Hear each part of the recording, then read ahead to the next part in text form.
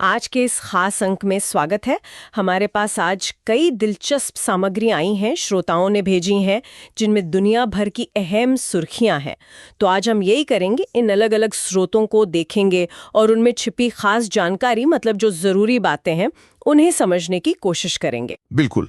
देखते हैं ये खबरें हमें क्या बताती हैं, क्या पैटर्न उभरता है। हाँ, क्योंकि इसमें भारत से लेकर अंतर्राष्ट्रीय स्तर तक की कई तरह की घटनाएं हैं। एक तरफ तो एक स्थानीय त्रासदी है, फिर कुछ राजनीतिक दौरे भी हैं, प्राकृतिक आपदाएं और अंतर्राष्ट्रीय डिप्लोमेसी की भी बातें हैं। शुरुआत एक दुखद खबर से करते हैं।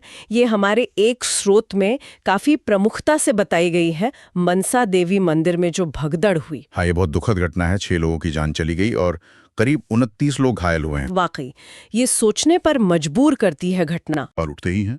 ये सिर्फ एक स्थानीय हादसा नहीं है, बल्कि ये दिखाता है कि ऐसी जगहों पर सुरक्षा उपायों की कितनी जरूरत है। सही बात है, बिल्कुल। अच्छा, जहां एक और ये दुखद हादसा है, वहीं दूसरी ओर राष्ट्रीय और अंतर्राष्ट्रीय स्तर पर भी काफी कुछ चल रहा है, जैसा कि दूसरे स्रोतों में पता चल रहा है। जैसे प्रधानमंत्री मोदी के हालिया दौरे। हाँ, प्रधानमंत्री मोदी ने तमिलनाडु का दौरा किया और वहां खास ध्यान, जैसे कि सूत्रों में बताया गया है, चोल साम्राज्य की विरासत पर था। इसे एक तरह से आप कह सकते हैं वर्तमान की क्षेत्रीय राजनीति और वो जो सांस्कृतिक गौरव है, उसे जोड़ने की एक कोशिश के तौर पर देखा जा रहा है। तमिलनाडु में इसका अपना महत्व है। अच्छा, और मालदीव यात्रा भी थी। हाँ, बिल्कुल। मालदीव यात्रा भी अहम रही। वहां भारत ने मालदीव के लिए 4,850 करोड़ रुपए की क्रेडिट लाइन बढ़ाई है। मतलब एक तरह का वित्तीय सहारा। हाँ, बिल्कुल। एक वित्तीय सहारा या कह लीजिए कर्ज, जिसे मालदीव अपनी जरूरत के हिसाब से इस्तेमाल कर सकेगा।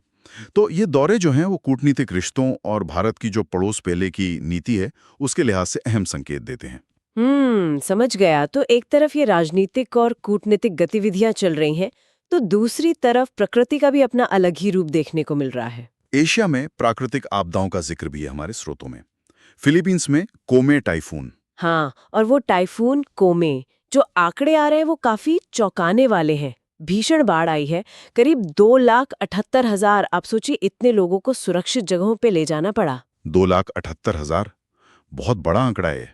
हाँ, एक सूत्र तो ये भी बता रहा था कि कुछ इलाकों में पानी घरों की पहली मंजिल तक पहुंच गया था। बहुत गंभीर स्थिति है। और चीन में भी कुछ हुआ है। हाँ, चीन में भी बीजिंग के आसपास भारी बारिश हुई और वहां भी करीब 4,000 लोगों को घर छोड़ना पड़ा।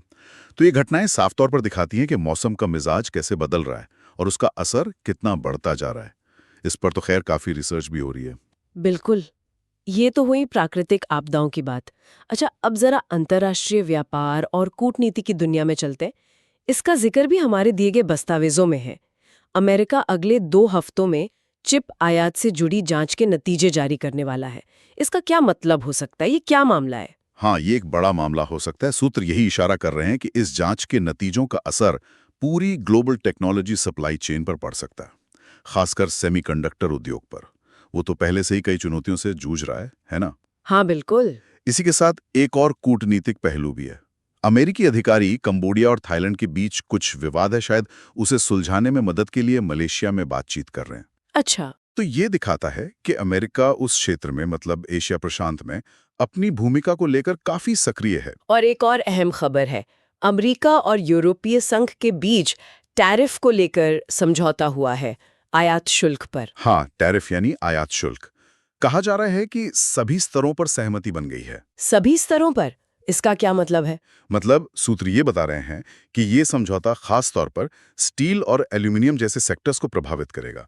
इससे अटलांटिक के दोनों पार, मतलब अमेरिका और यूरोप के बीच व्यापार में जो पिछले कुछ सालों से तनाव चल रहा था, हाँ हाँ, वो शायद कम हो सकता है।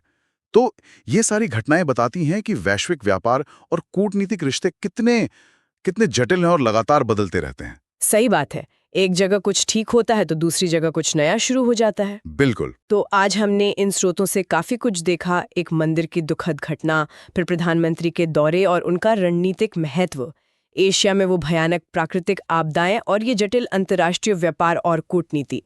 ये सब सुनने में तो बहुत अलग अलग लगते हैं, पर शायद कहीं ना कहीं ये सब जुड़े हुए हैं। हाँ, यही तो सबसे दिलचस्प बात है। हाँ, ये सारी अलग अलग घटनाएं, चाहे वो बिल्कुल स्थानीय हों जैसे मंदिर की भगदड़, या फिर एकदम वैश्विक जैसे व्यापार समझौते, ये सब एक बड़े इंटरकनेक्टेड सिस्टम का हिस्सा हैं।